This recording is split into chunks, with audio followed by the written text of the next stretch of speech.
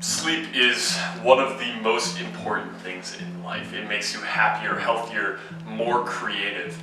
And for many people, they struggle to fall asleep even after their head has hit the pillow. A lot of people have the same issue where their mind keeps on running even after they are ready for bed. So in this video, I'm going to share with you 4 separate tips to help you fall asleep faster that I've implemented in my own life, and also one mindset idea at the end of the video, so stick around for that.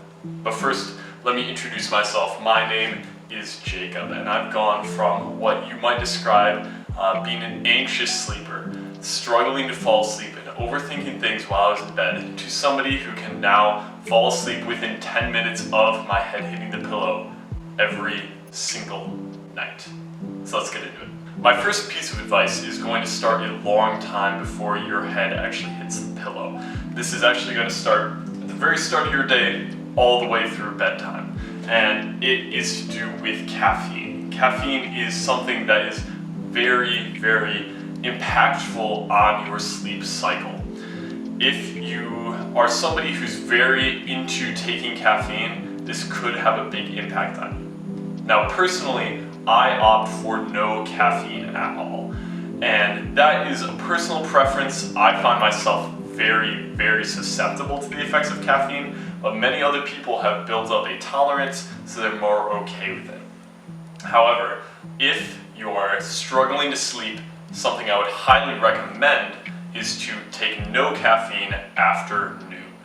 That would really impact your sleep, especially if you're somebody who has coffee or other caffeinated beverages into the evening. It can really mess with your sleep cycle. Caffeine has what we would call a 6-hour half-life. That means that 6 hours after you have taken your caffeine, half of it is still in your system. This means that if you take 200 milligrams of caffeine at 10 a.m., at 4 o'clock, you're still going to have 100 milligrams of caffeine in your system, and at 10 o'clock, when you're about ready to go to bed, you are still going to have 50 milligrams of caffeine in your system. That is about the equivalent of drinking a cup of coffee directly before bed. You can see how that would have a big impact on the way you sleep, and it really is stimulating you even when you're trying to go to bed. If you are the kind of person who really struggles with not having caffeine, that's something that we would call a dependency. That means your body is extremely used to having caffeine, and when you try and cut it out, you might experience things like headaches from not drinking that coffee. Now, there is a way to get through this. There's an easy way and there's a hard way. The hard way would be to just immediately cut out all your caffeine consumption and go through those withdrawal headaches and fight through it. But an easier way might be to slowly cut back on caffeine, slowly cut back on that coffee over time and improve your sleep cycle. If that seems like a daunting task, I would encourage you to just take one less dose of caffeine a day, one less cup of coffee, and see how you feel. See how you sleep and how that impacts you, and maybe over time you can build up to less and less caffeine. Your action step for this piece of advice is to simply have one less dose of caffeine tomorrow. If you usually drink 5 coffees, drink 4, and see how it affects your sleep, see how you do. The next piece of advice I'm going to give is also going to pertain to your daytime habits. This is particularly more important later in the evening, particularly after about 7 p.m., but it's something that you should really start considering. Let's first go over the idea of blue light. Blue light is something that is used in a lot of our light bulbs, but in particularly our LED screens on our phones. A downside of this blue light is that it promotes the production of certain chemicals in your brain which stimulate you and keep you awake at night. One simple way to combat this is simply to wear blue light glasses. This is my pair. I bought them for about $5. You can get them super cheaply on Amazon, and they are cheap but effective. I like these because if I lose them, it's not a big deal.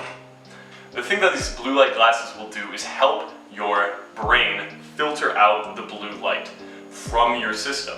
So if you're looking at your phone or watching the TV late at night, this is something that's going to help you fall asleep faster because it will prevent the production of those chemicals in your brain, which will keep you awake. I usually wear these from 7 o'clock until bedtime, and that is something that just helps me get in that sleep mode and helps my circadian rhythm stay much more intact. If you are looking at blue light a lot in the evening, it tells your body to wake up, and when you're waking up in the evening, your body gets very confused when you try and go to sleep shortly afterwards. So this has actually made a large impact on my time to sleep, which is the technical word for how long it takes you to fall asleep after you've gone to bed. And it has really improved the quality of my sleep as well. So very simple, easy purchase. I will link the ones I have below, and I would highly recommend them. Not sponsored, but they're just the first ones that I bought. Your action step for this piece of advice is to go on Amazon and order one of these cheap blue light glasses. It's $5 to $10 and it's super easy, but will quickly improve your sleep. The third piece of advice I'm going to give is another pretty simple one, but this is about kind of your wind down routine. So I recently finished The Catcher in the Rye.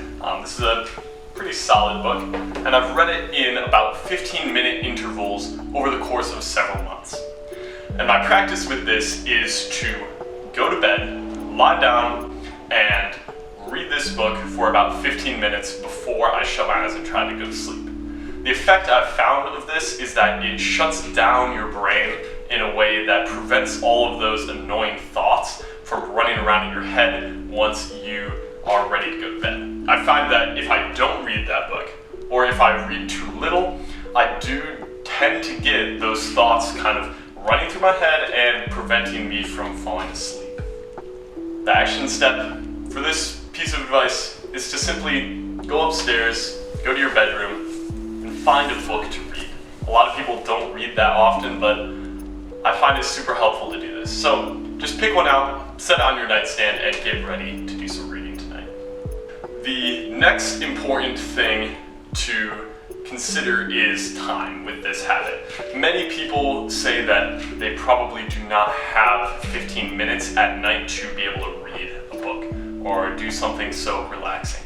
But I would argue that many of us have at least 15 minutes of screen time available where we've been trying to relax. We've been watching a video or watching a movie in an effort to kind of calm down. But I would say that reading a book for 15 minutes, if you were to replace that 15 minutes of screen time, would be much more effective and improve your sleep a lot more in a way that really I don't find too impactful in my life. The next piece of advice I'm going to give is probably the most important, but also the most controversial. And this is pertaining to when you go to sleep. My non-negotiable in my own life is that when I'm at home and in a normal routine, I go to bed at the same time every single night. Personally, I go to bed at 9 o'clock.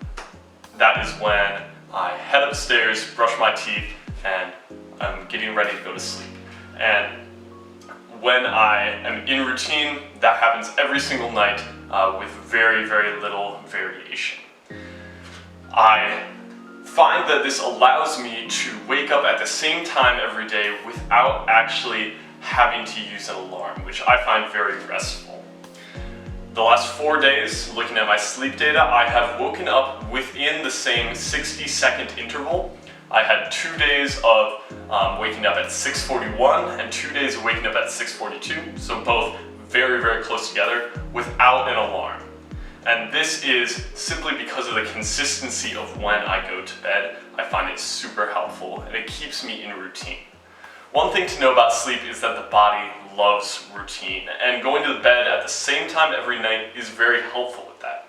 Now, of course, schedules can change and your life can get in the way of stuff like this, but I find that if I stay in a routine where I'm not changing my time I go to bed by more than an hour every week, I find that I am able to sleep pretty well. So I would keep changes in your sleep patterns down to probably 2 days a week. If you want to stay up a little bit later on Friday, that's probably okay. It's not going to be the end of the world, but I find that I build momentum when I go to bed at the same time for many nights in a row, and my sleep just improves on that. One thing that I found super helpful is to set a go-to-bed alarm. I'll show you how to do this. Set an alarm for 9 p.m., repeat it every day. And look at that. It's as simple as that. That is the best 30-second investment I have ever made in my life. This alarm goes off at the same time every night on my phone, and it immediately just tells me to go to bed.